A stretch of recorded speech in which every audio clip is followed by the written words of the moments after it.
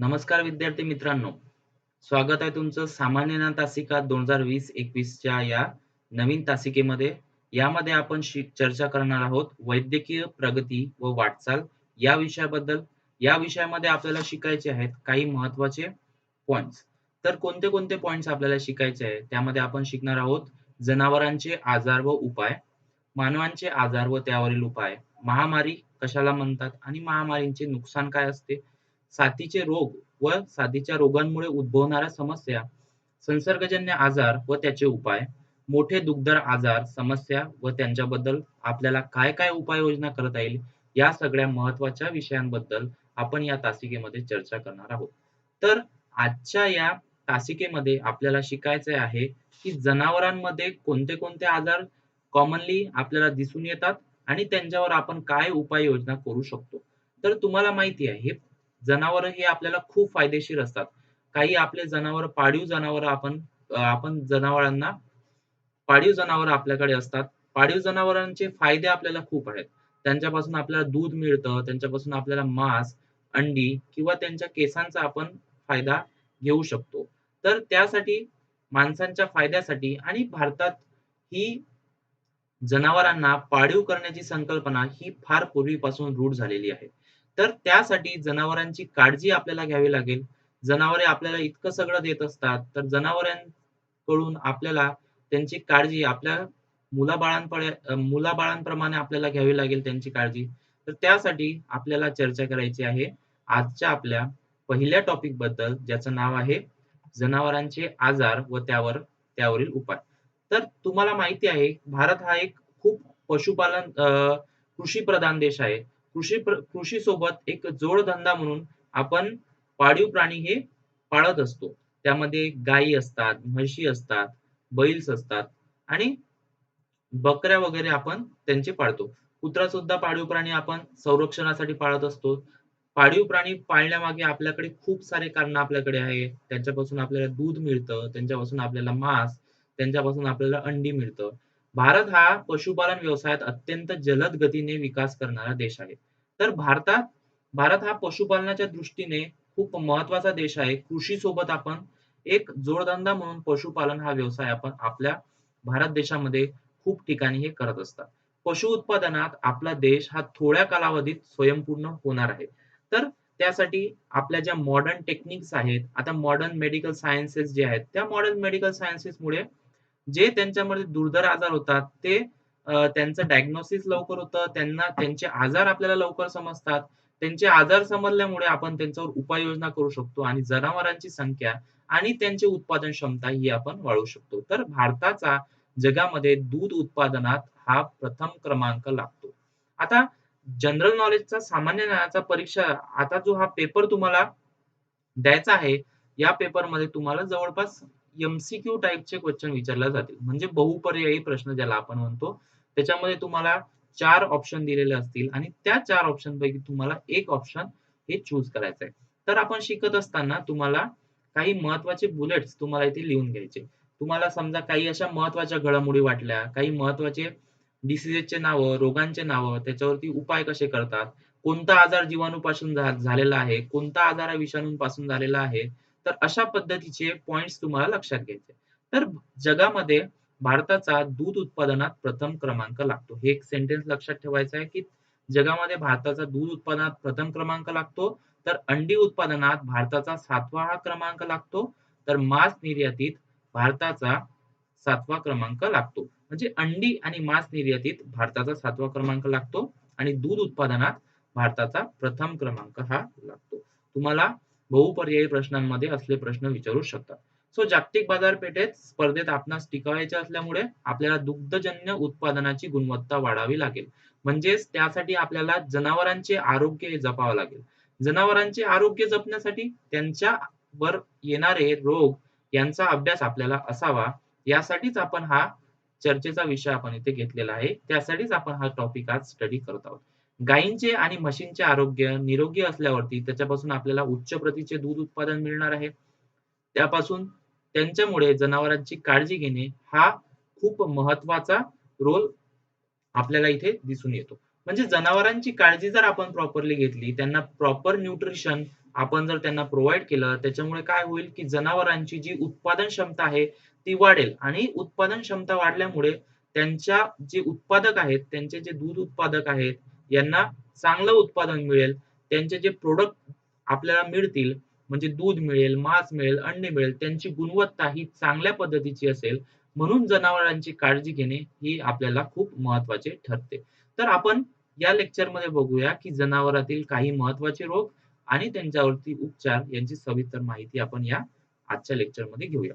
तर जनावरांतील आजार हे मुख्यतः 3 प्रकारे आपण विभागू शकतो. एक संसर्गजन्य रोग, दुसरा असंसर्गजन्य रोग आणि तिसरा खनिज कमतरतेमुळे होणारे आजार. आता संसर्गजन्य रोग म्हणजे काय? तर संसर्गजन्य रोग म्हणजे एका जनावरापासून दुसऱ्या जनावराला म्हणजे एका ऑर्गॅनिझम पासून किंवा एका जीवापासून दुसऱ्या जीवाला ट्रान्सफर होणारे रोग याला आपण संसर्गजन्य म्हणू. म्हणजेच ट्रान्सफरेबल डिसीजेस. त्यालाच आपण संसर्गजन्य रोग असं म्हणू. असंसर्गजन्य रोग जे एका जीवापासून दुसऱ्या जीवाला म्हणजे from one organism to other एका ऑर्गॅनिझम पासून दुसऱ्या ऑर्गॅनिझमला असे रोग, असे आजार जे ट्रान्सफर होत नाही. म्हणजे एका जनावरापासून दुसऱ्या जनावराला सहसा ते ट्रान्सफर होऊ शकत नाही. अशा आजारांना म्हणायचं असंसर्गजन्य आजार. आणि खनिज कमतरतेमुळे किंवा प्रथिनांच्या कमतरतेमुळे किंवा जे काही आपलं न्यूट्रिशन आहे त्यांच्या कमतरतेमुळे होणारे आजार. आजाराला आपण 3 कॅटेगरीमध्ये डिव्हाईड करू शकतो. संसर्गजन्य आजार, असंसर्गजन्य आजार आणि खनिज कमतरतेमुळे होणारे आजार. तर आपण सुरुवातीला बघूया आपले संसर्गजन्य रोग. संसर्गजन्य रोग तुम्हाला माहिती आहे हे मुख्यतः जीवाणू आणि विषाणूमुळे होतात. जीवाणू ज्यालाच आपण बॅक्टेरिया म्हणतो. तुम्हाला एक कॉमन वर्ड माहिती असेल बॅक्टेरिया. बॅक्टेरियाला मराठीमध्ये जीवाणू म्हणतात आणि व्हायरसेसला मराठीमध्ये विषाणू हे म्हणतात. व्हायरसेस आणि बॅक्टेरियामुळे संसर्गजन्य रोग होत असतात. आता व्हायरसेस आणि बॅक्टेरिया काय करतात की व्हायरसेस आणि बॅक्टेरिया हे एका जनावरांपासून दुसऱ्या जनावराकडे आता ट्रान्सफर होत असतात. आता तुम्हाला माहिती आहे की हॉट टॉपिक सुरू आहे आपला कोविड-19 डिसीज. त्याच्यामध्ये कोरोना व्हायरस हा एका ऑर्गॅनिझम पासून दुसऱ्या ऑर्गॅनिझमला, एका ह्युमन बीइंग पासून दुसऱ्या ह्युमन बीइंगला इझिली ट्रान्सफर होतो. म्हणजे जे डिसीज कॉजिंग एबिलिटी आहे, रोग कारण रोगाचे कारण महत्वाचे कोणते असतात मग? संसर्गजन्य रोगांमध्ये व्हायरसेस आणि बॅक्टेरिया. तुम्हाला हा प्रश्न विचारू शकतात. संसर्गजन्य रोगाचे मुख्य कारणे काय आहेत? विषाणू किंवा जीवाणू. निरोगी जनावरांच्या शरीरामध्ये श्वसन, चारा, पाणी, सड, आजारी जनावरांशी संपर्क येणे आणि माणसांद्वारे रोगकारक जंतू शरीरात प्रवेश करू शकतात. म्हणजे जनावर जेव्हा चरण्यासाठी जाईल किंवा पाण्यासाठी जाईल, पाणी पिण्यासाठी जाईल, त्यावेळेस समजा जर चाऱ्यामध्ये किंवा त्यांच्या पाण्यामध्ये काही बॅक्टेरिया आणि व्हायरसेस जर असले प्रेझेंट तिथे, तर त्यामुळे काय होऊ शकतो? त्यामुळे त्यांना त्यांचं इन्फेक्शन हे होऊ शकतं आणि ते इन्फेक्शन झाल्यामुळे जनावरही आजारी पडू शकतात. जनावरातील संसर्गजन्य रोग टाळण्यासाठी प्रतिबंधात्मक उपाय म्हणून नियमित लसीकरण करणे. यामुळे अँथ्रेक्स, काळा पाय, लाल खुरकत रोग आणि बुळकांडी रोग, स्तनदाह, पायकूज यांचा समावेश त्यांच्यामध्ये होतो. म्हणजेच जनावरांमध्ये जर संसर्गजन्य रोग आपल्याला टाळायचे असेल, तर त्यांच्यामध्ये नियमित लसीकरण हे आपल्याला करावे लागेल. नियमित लसीकरण केल्यामुळे काय होईल, की रोगप्रतिकारक शक्ती त्या जनावरांमध्ये ऑलरेडी तिथे तयार झालेली असेल, तर ती रोगप्रतिकारक शक्ती तयार झाल्यामुळे जर त्यांच्यामध्ये बॅक्टेरिया किंवा व्हायरसेसचं इन्फेक्शन आलं, तर ते त्यांना प्रॉपरली लढा हे देऊ शकतात आणि इन्फेक्शनचे चान्सेस तिथे खूप कमी होतील. म्हणून जनावरांमध्ये लसीकरण, वेळोवेळी लसीकरण करणे हे महत्वाचे ठरते. सो अँथ्रेक्स या रोगाबद्दल आपण बघूया. संसर्गजन्य रोगांमध्ये आपला पहिला रोग आपण बघतोय अँथ्रेक्स. अँथ्रेक्सचा रोगकारक घटक आहे बॅसिलस अँथ्रेक्स. बॅसिलस अँथ्रेक्स नावाचा जीवाणू याच्यामुळे हा रोग होतो. आयताकृती जीवाणू म्हणजेच बॅक्टेरियामुळे हा रोग आपल्याला होतो. गायींमध्ये सर्वात जास्त प्रमाणामध्ये आढळणारा रोग हा घातक आहे. या रोगामुळे जास्त दिवस जनावर जिवंत राहू शकत नाही. हा रोग आयताकृती जीवाणूंपासून होतो म्हणजेच बॅक्टेरियापासून होतो. त्याचे शास्त्रीय नाव बॅसिलस अँथ्रेक्स असे आहे. बॅसिलस अँथ्रेक्स हे त्याचे शास्त्रीय नाव आहे. तुम्हाला मल्टिपल चॉईस क्वेश्चन मध्ये विचारले जाऊ शकते की अँथ्रेक्स हा रोग याचे रोगकारक घटक कोणते आहे किंवा हा कोणत्या जीवाणूमुळे होतो? तो कोणत्या जीवाणूमुळे होतो? बॅसिलस अँथ्रासिस या जीवाणूमुळे हा होतो. सो या रोगाचा प्रसार प्रामुख्याने ज्यावेळी जनावर चरण्यासाठी मोकळ्या कुराणात सोडलेली असतात, त्यावेळी जीवाणू श्वासोच्छवासाद्वारे शरीरात प्रवेश करतात. या जीवाणूंना कोणताही वास, चव, रंग नसतो. त्यामुळे हे जीवाणू जवळपास डोळ्यांनी सहजरित्या दिसत नाही. बॅक्टेरिया आणि व्हायरसेस तुम्हाला माहिती आहे, दे आर मायक्रोस्कोपिक म्हणजे त्यांना आपण मायक्रोस्कोपच्या सहाय्याने हे पाहू शकतो. सो त्यांची लक्षणे काय-काय आहेत? त्यांच्या लक्षणे आहेत, अचानक जनावर मृत पावणे, म्हणजे त्यांचं इन्फेक्शन झाल्यानंतर 2-3 तासात जनावरे मृत पावू शकतात. जनावरांचे उच्च तापमान, घाबरल्यासारखे दिसणे, तसेच पाय व शरीर थरथर कापणे, अशी काही लक्षणे त्यांच्यामध्ये दिसून येतात. श्वासोच्छवासात येणारा अडथळा, धाप लागणे, जनावर जमिनीवर पडणे, अशी लक्षणे मृत्यूपूर्वी 24 तास अगोदर दिसून येतात. म्हणजे जनावर हे अनकॉन्शियस होतं. म्हणजे खूप जास्त प्रमाणात सिव्हिअर इन्फेक्शन जर झालं, तर 24 तासामध्ये जनावरांचा मृत्यू हा होऊ शकतो. जनावर मृत पावल्यानंतर शरीरात रक्त गोठत नाही. त्यामुळे शरीराच्या उघड्या भागातून जसे की नाक, कान, डोळे यांच्यामधून त्यांचा रक्तप्रवाह हा चालू असतो. खूप बरं त्यांच्यावर मग नियंत्रण आणि उपचार कसा मिळवायचा? रोगाची लागण झाल्यानंतर जनावर तात्काळ मृत पावत असल्यामुळे आपल्याला यावरती उपाय करणे शक्य नसते. त्यामुळे काय करायचं आपल्याला प्रतिबंधात्मक उपाय आपल्याला ऑलरेडी आपल्याला त्यांचे लसीकरण आपल्याला करायचे असते. तर आता हा रोग बॅक्टेरियामुळे झालेला आहे, म्हणजे जीवाणूमुळे झालेला आहे, तर त्या जीवाणूला मारण्यासाठी प्रतिजैविके म्हणजेच ज्याला आपण इंग्लिशमध्ये अँटिबायोटिक्स म्हणतो, त्याचा वापर आपल्याला करावा लागेल.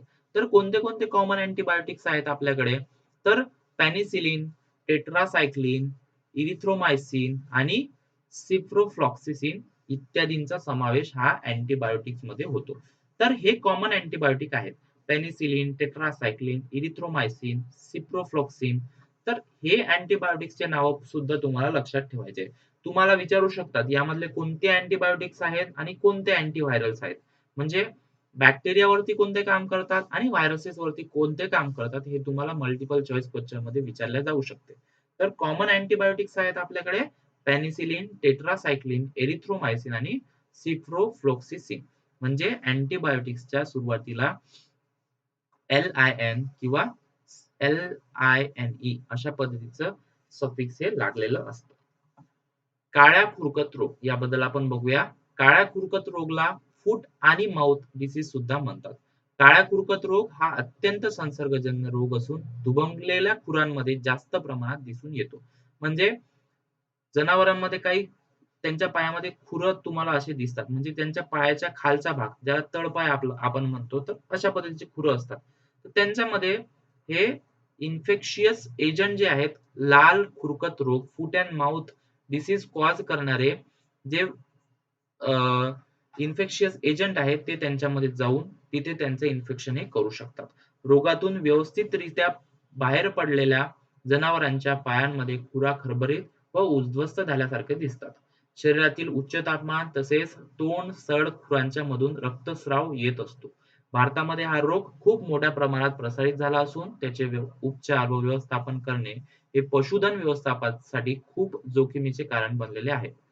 तर रोगांचा प्रसार कशा पद्धतीने होतो? रोगांचा प्रसार हा पाणी, शेण, चारा इत्यादी माध्यमातून अप्रत्यक्षरित्या हा होत असतो. म्हणजे जनावरांना कळत नाही आपल्याला कधी इन्फेक्शन होत असतं. त्याचप्रमाणे जनावरांचे संगोपन करणारे व्यक्ती याद्वारे हा प्रसार होऊ शकतो. शेतातील उंदीरे, जनावरे, पक्षी इत्यादींच्या माध्यमातून सुद्धा हा प्रसार होऊ शकतो. तर अशा पद्धतीचे काहीतरी इन्फेक्शन त्यांच्यामध्ये दिसते. त्यांच्या खुरामध्ये हा डिसीज होऊ शकतो. त्यांच्या माउथमध्ये सुद्धा यांचे इन्फेक्शियस एजंट हे जाऊ शकतात. म्हणजे एकदम तिथे हेवी ब्लड फ्लो खूप जास्त प्रमाणात रक्तस्राव तिथे होईल आणि त्यांचे आरोग्य हे धोक्यात येईल. तर या डिसीजेसचे लक्षणं काय आहे? फूट अँड माउथ डिसीजचं लक्षणं काय आहे? त्यांचे लक्षणं उच्च तापमान 104 ते 105 अंश फॅरनहाइट इतके त्यांच्या बॉडीचं टेम्परेचर हे होतं. तोंडाद्वारे तंतुमय अशी लाळ सतत येत राहते. तोंडावर व आतमध्ये पारदर्शक तंतुमय स्राव हा दिसू लागतो. शरीरात थकवा जाणवतो आणि संकरित गायी या रोगास अत्यंत संवेदनशील आहेत. संकरित गायी म्हणजे त्यांचं आर्टिफिशियल फर्टिलाइज म्हणजे जे फॉरेन वरून ब्रीड आणलेले असतात, त्यांना यांचं इन्फेक्शन हे जास्त प्रमाणात होतं. तर याच्यावरती उपचार काय आहेत? ज्या ठिकाणी जखम झाली त्या ठिकाणी आपल्याला अँटिसेप्टिक हे लावायचं आहे. अँटिसेप्टिक म्हणजे भूतीनाशक. ज्याला आपण जिथे इन्फेक्शन होतं तिथे इन्फेक्शन झालेलं आहे. इन्फेक्शन एजंट वरती अँटिसेप्टिक ही काम करतं, ज्याच्यामुळे जनावरातील जखम लवकर भरून येण्यास मदत होते व त्याच्यामुळे तिथे त्या ठिकाणी माशा लागण्यास प्रतिबंधक होतो. सर्वसामान्यपणे व स्वस्त उपाय म्हणजे त्या जखमवरती ती जखम स्वच्छ धुवून घ्यावी. त्याच्यावरती कोल टार किंवा कॉपर सल्फेट 5:1 चे द्रावण लावावे. म्हणजे कोल टार 5 प्रमाणात घ्यावे आणि कॉपर सल्फेटचे द्रावण हे लावे. आता जबाबदारी काय घ्यावी? जास्त दूध देणाऱ्या दुभत्या गायी व विलायती प्रजाती यांचे संरक्षण उपाय नियमित करण्यात यावे. म्हणजे त्यांना अँटिबायोटिक हे सुरुवातीला देण्यात यावे. 2 प्रतिबंधक लसीकरण 6 महिन्याच्या अंतराने करण्यात यावा. याप्रमाणे प्रत्येक वर्षी 1 लसीकरण करणे आवश्यक आहे. रोगाची लागण झालेली जनावरे कळपातून अलग करून त्यांच्यावरील उपाय करण्यासाठी आपापल्या जवळील पशुवैद्यकीय डॉक्टरांना तात्काळ बोलावले पाहिजे. म्हणजे आपले जे व्हेटरनरी डॉक्टर्स आहेत त्यांना तात्काळ बोलवावे आणि ज्यांना माउथ आणि फूट हा डिसीज झालेला असेल त्या जनावरांना त्या कळपापासून वेगवेगळे करावे. कारण की हा संसर्गजन्य आजार आहे. एका जनावरापासून दुसऱ्या जनावरांना इझिली ट्रान्सफर हा होऊ शकतो. त्यानंतर बघूया आपण बूडकांडी रोग. यालाच म्हणतात इंग्लिशमध्ये रिंडरपेस्ट रोग. 2 खुरे असणाऱ्या जनावरांमध्ये हा सर्वात विध्वंसक विषाणूजन्य रोग आहे. विषाणूजन्य रोग आहे म्हणजे हा रोग व्हायरसेसमुळे होऊ शकतो. विषाणूजन्य रोग आहे. गायी, म्हशी, शेळी, मेंढी, डुक्कर इत्यादी प्राण्यात हा मुख्यतः आढळून येतो. या रोगांवरील नियंत्रण जगापुढे आलेला क्षणप्रश्न आहे.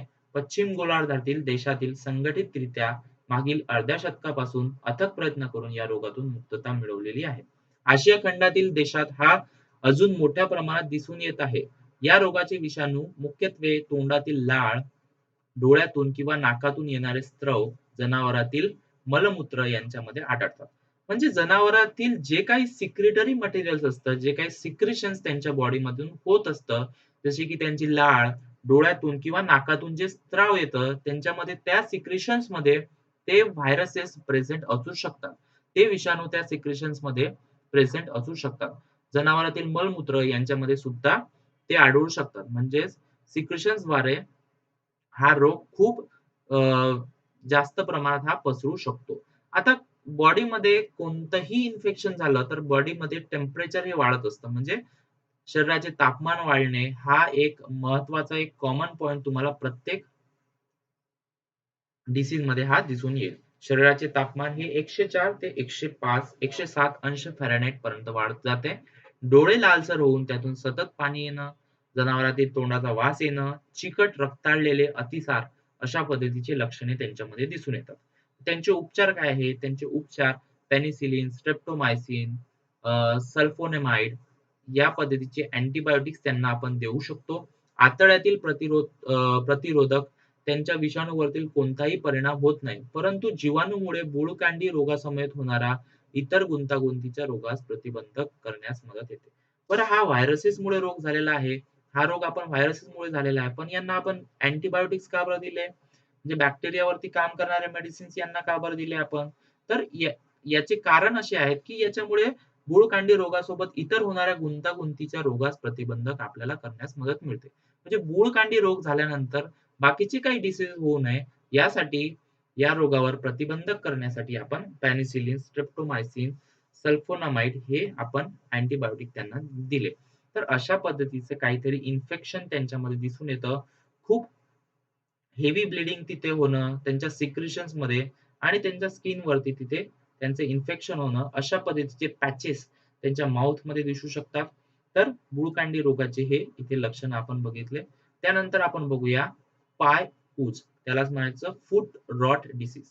जनावरे चरण्यासाठी किंवा पाणी पिण्यासाठी चिखलाच्या ठिकाणी जातात किंवा जिथे पाणी साचतं, पाणी साचलेलं असतं तिथे चिखलही खूप प्रमाणात जास्त साचलेला असतो किंवा चिखलातून जात असतील अशा ठिकाणी या रोगांचा प्रादुर्भाव जास्त प्रमाणात दिसून येतो.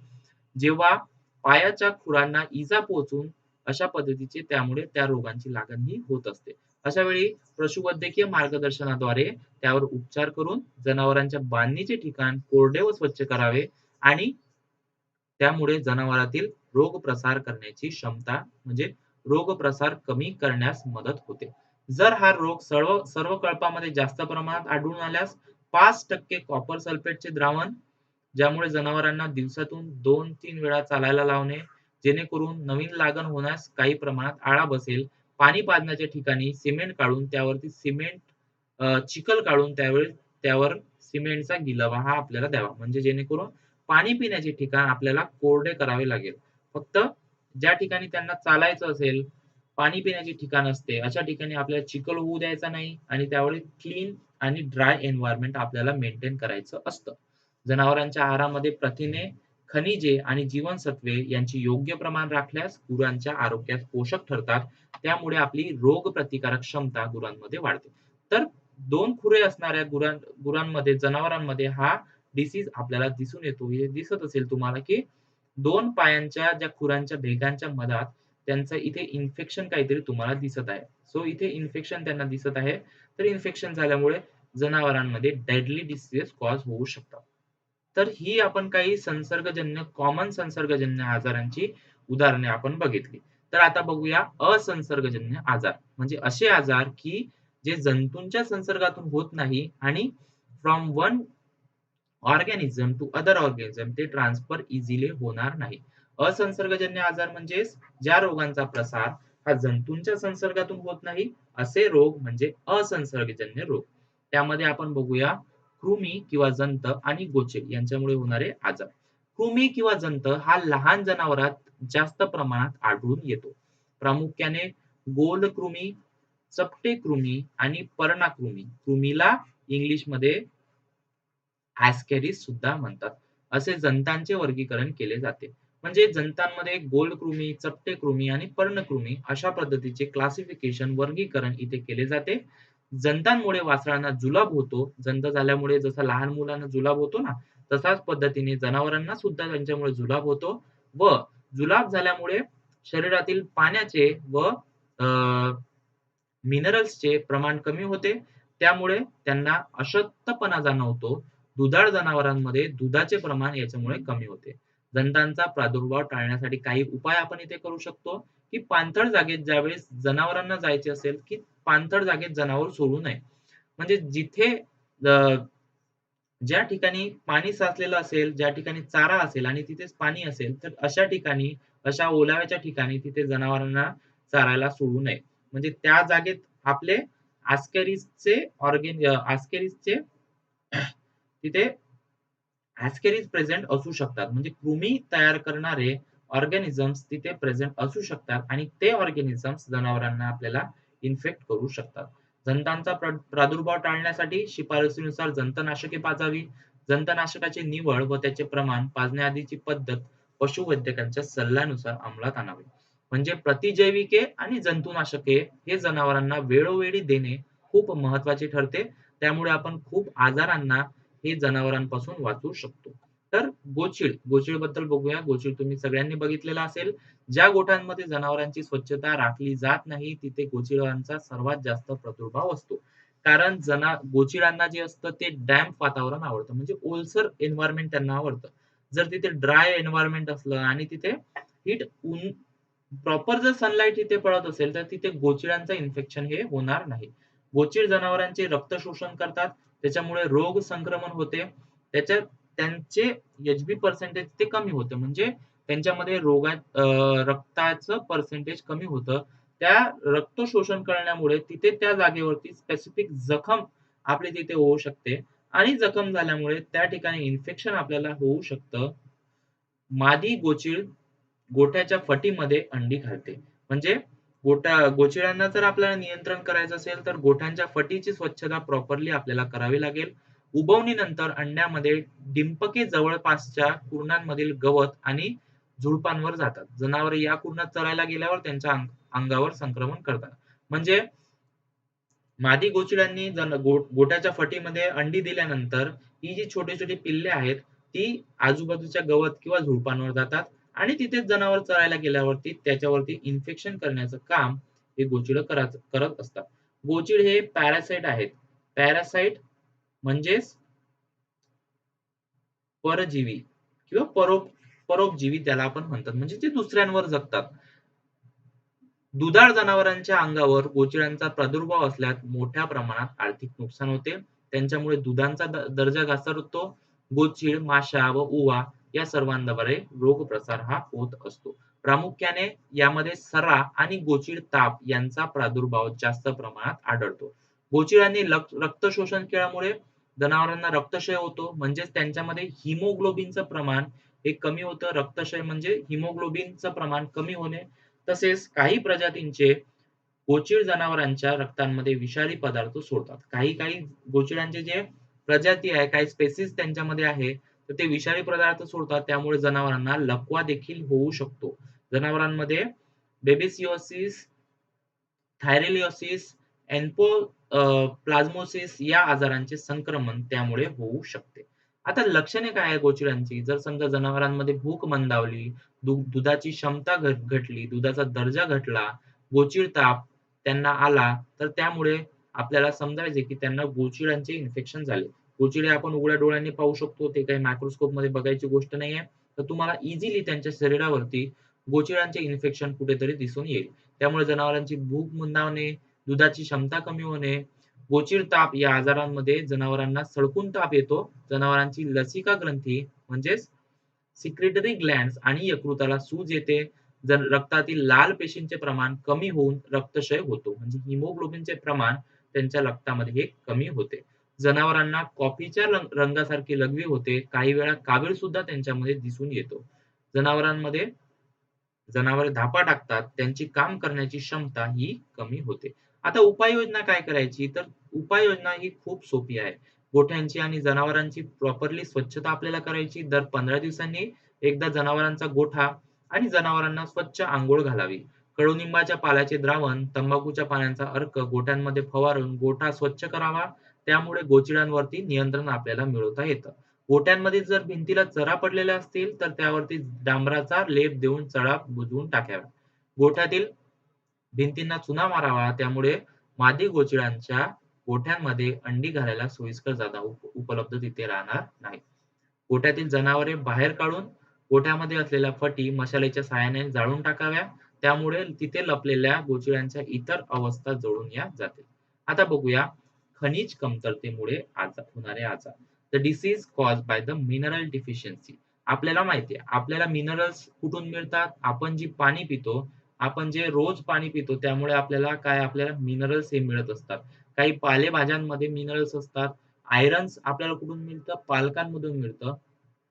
पालक, हिरव्या पालेभाज्या, अ, आपले जे कडधान्य आहे त्याच्यापासून आपल्याला मिनरल्स मिळतं. आपण जे सगळ्यात महत्त्वाचं पाणी पितो त्यांच्यामुळे आपल्याला मिनरल्स मिळतं. म्हणजे खनिजे आपल्याला तिथून मिळतात आणि खनिजांचा हा बॉडीमध्ये खूप महत्त्वाचा रोल हा परफॉर्म करत असतात. बॉडीची मेटाबॉलिझम ॲक्टिव्हिटी ही प्रॉपरली चालण्यासाठी खनिजं हे आपल्या बॉडीमध्ये खूप महत्त्वाचा रोल हे परफॉर्म करत असतात. त्याचप्रमाणे जनावरांमध्ये सुद्धा खनिजे हे महत्त्वाचा भाग परफॉर्म करत असतात.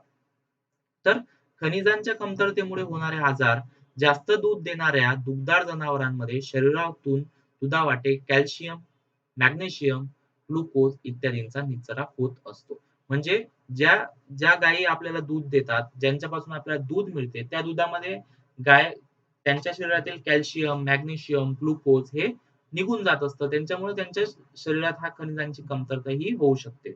या कमतरतेच्या अभावी पुढील आजार जनावरांमध्ये आढळतात. जनावरांची शरीर वाढ, शरीर क्रिया, गर्भाची वाढ आणि दुग्धोत्पादनाची दुग्धाची उत्पादन क्षमता ही खनिज मिश्रणाची त्यांच्यासाठी आवश्यकता असते. खनिज मिश्रणे योग्य प्रमाणात मिळाले नाही तर जनावरांची कार्यक्षमता आणि दूध हे कमी होतं. त्यामुळे ज्या दुधावाटे आपल्याला रोज क्षार मिळतात, त्याची भरपाई ही खाद्यावाटे थोडीफार होते, परंतु ती काही पुरेशी नसते. क्षारांच्या कमतरतेमुळे दुभत्या गायी, म्हशींना विविध आजार दिसतात. हे आजार टाळण्यासाठी जनावरांना सकस आणि संतुलित आहाराबरोबर खाद्यातून शिफारशीत प्रमाणात खनिजे मिश्रण द्यावे. म्हणजे जर त्यांना खनिजांची खूप जास्त प्रमाणात कमतरता भासवली, खूप जास्त डेफिशियन्सी भासली त्यांना, तर त्यांना आपल्याला सप्लिमेंट खनिजांचे द्यावं लागते. म्हणजे मिनरल सप्लिमेंट ज्याप्रमाणे आपल्याला व्हिटॅमिनचे सप्लिमेंट असतात, त्याप्रमाणे जनावरांना सुद्धा त्यांचे सप्लिमेंट हे आपल्याला अवेलेबल आहेत. तर अशा पद्धतीचे सप्लिमेंट त्यांना त्यासाठी उपलब्ध करून द्यावे. त्यांना त्यांची पाणी पिण्याची क्षमता, पाणी पिण्याची जागा ही स्वच्छ असावी. त्यांचे गोठे स्वच्छ असावे. त्यामुळे संसर्गजन्य आजार आपण टाळू शकतो आणि त्यांना पुरेसा आहार, पुरेसा हिरवा चारा, पुरेसा कोरडा चारा हे आपल्याला द्यायचं असतं. त्यामुळे हे सगळे आजार आपण आपले हे सगळे होणारे आजार जे आहेत ते आपण कमी करू शकतो. तर आजच्या लेक्चरमध्ये आपण इथेच थांबूया. पुढच्या लेक्चरमध्ये बघूया आपण मानवांमध्ये होणारे आजार व त्यावर आपण काय-काय उपाय करू शकतो, या या विषयावर आपण पुढच्या लेक्चरमध्ये चर्चा करूया. So thank you very much.